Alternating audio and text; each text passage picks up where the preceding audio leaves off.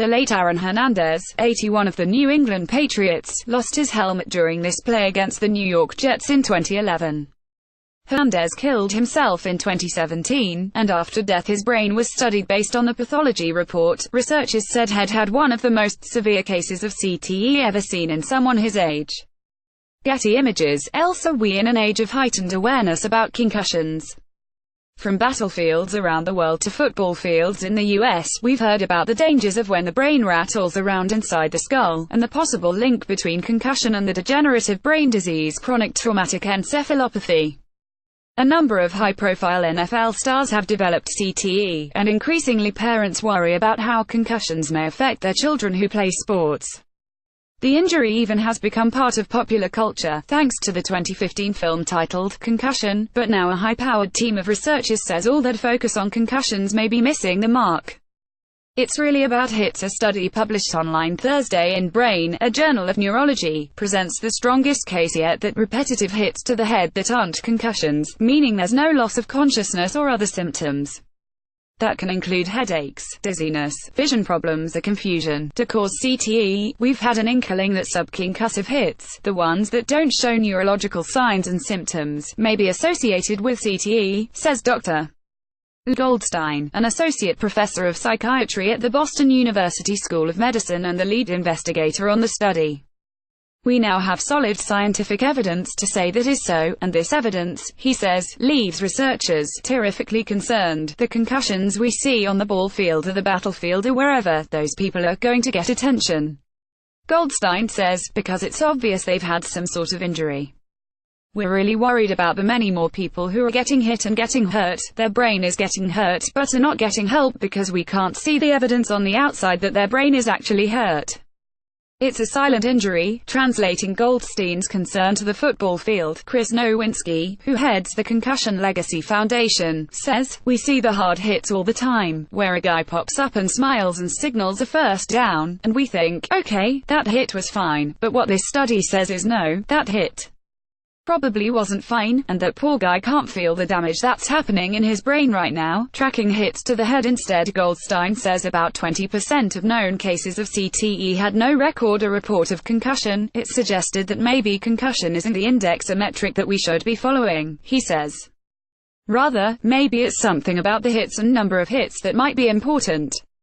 That's what we wanted to nail here. The study was 7 years in the making and involved researchers from Boston University, where Goldstein works, as well as scientists from the Cleveland Clinic, Harvard Medical School, Lawrence Livermore National Laboratory, Ben-Gurion University in Israel and Oxford University in the UK. The researchers analyzed human brains from teenagers and young adults who'd been exposed to mild head impact, didn't die from that, but died from another cause soon after.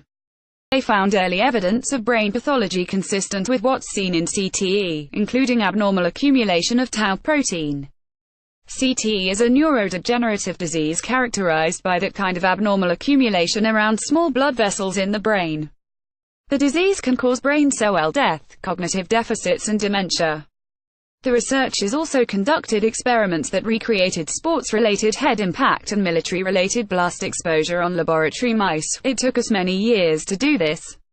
Goldstein says, we see in our animals, even after a small number of hits, even one, very early evidence of pathologies associated with CTE, and, they noted, the brain pathology was unrelated to signs of concussion in the mice, such as altered arousal and impaired balance. Goldstein says the scientists nailed what they wanted to, strong evidence linking head impact to CTE, independent of concussion. Still, concussion is part of the picture. While this study downplays the role of concussions in the ultimate development of CTE, the familiar symptoms, headaches, fogginess, or problems with concentration, memory, balance and coordination, even without a loss of consciousness, are still important signs the brain has been hurt. I want to be very clear on this, Goldstein says. This is in no way to minimize concussions. Nowinski, from the Concussion Legacy Foundation, is a former high school and college football player who says even now, at 39, he deals with symptoms of acute post-concussion syndrome, including lingering headaches, sleepwalking and nausea during intense exercise. We're not taking concussions out of the equation, Nowinski says. Concussions are still very bad. They can still cause acute brain injury that leads to long-term symptoms, he says. Independent of whether they spark a neurodegenerative disease, we still have to respect and address concussions, even more than we have in the past, pushing the science ahead. Dr. Julian Bales isn't a household name. Not like, say, actor Alec Baldwin. But the two are linked on this issue. Baldwin played Bales in the movie Concussion. The real Bales chairs the Department of Neurosurgery at North Shore University Health System in Chicago. He wasn't involved with Goldstein's study, but followed the work and calls it good science. It's a comprehensive study, he says, and I believe it adds a lot to our knowledge and the medical literature concerning this topic. Bales says the work dovetails with findings he and others published in 2013. We've known for a few years that it's not just the known or diagnosed concussions that may increase risk for CTE, Bales says. It's probably the exposure. It's how many hits to the head that have occurred and at what velocity and what extent. He notes the first case of CTE for an NFL player, discovered by his colleague Drive. Bennett Omalu, was the late center Mike Webster, who played football 27 years and never had a known or diagnosed concussion. Still, Bales thinks the study published Thursday adds to the evolving narrative about head impact and the long-term consequences. It certainly adds to our science and our understanding, Bales says. And hopefully it adds to greater protection, greater safety and the ability for all ages to enjoy contact sports. The NFL Players Association agrees, saying in a statement, "We stood firm against an expanded 18-game schedule and insisted on changes to the work rules in 2011 to limit contact of all types to protect players, and this study reinforces we made the right decision." We have been in close touch with the researchers at Boston University, who are also members of our Mackey-White Health and Safety Committee, and we will review this study carefully to consider future changes to improve the health and safety of our players. Delay start of tackle football for kids. Goldstein and Nowinski aren't so sure young kids should be playing contact sports. The longer you play, and the earlier you start playing, you'll suffer more head hits and put yourself at greater the risk for CTE, Goldstein says. That's what all the evidence in the study was suggesting. He and Nowinski believe student athletes shouldn't play tackle football until high school. But Bales disagrees.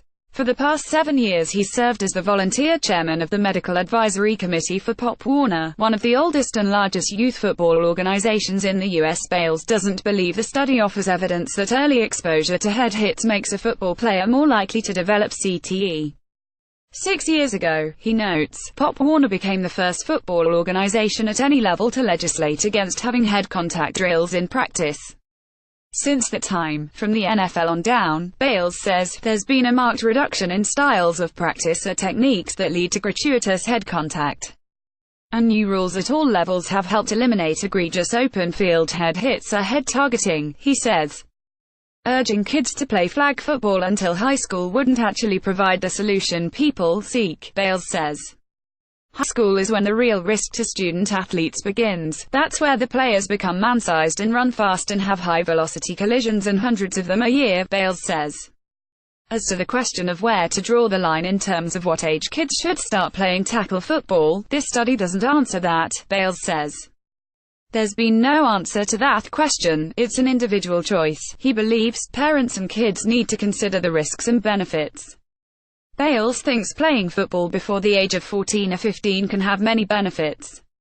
And, he notes, everything is relative. There are about 10 people who drown every day in the U.S., he says, citing CDC statistics, and we're not calling to outlaw swimming. Brain injuries that transcend football and sports. The debate over when, even if kids should play tackle football, will continue as the science of head injury evolves. Both Bales and Goldstein are a big part of that evolution. Right now CTE can only be diagnosed after death, but both scientists are working, independently of each other, on a test intended to detect CTE in living brains. Such a test would help determine how widespread the disease is and, beyond that, how to develop treatment. In the meantime, Goldstein hopes his study finds applications not just in football, but in other sports, like soccer and lacrosse, where contact and collisions include hits to the head. And beyond sports, Goldstein says, hits to the head affect the most vulnerable segments of society. He has a long list: intimate partners who are having repetitive head injuries, he notes, domestic violence victims, homeless, children at risk, people in our prison systems. With all of these people, we need to take the focus off concussion and find out if they have injured brains. Copyright 2018 Nepalese rupees. To see more, visit http://www.npr.org.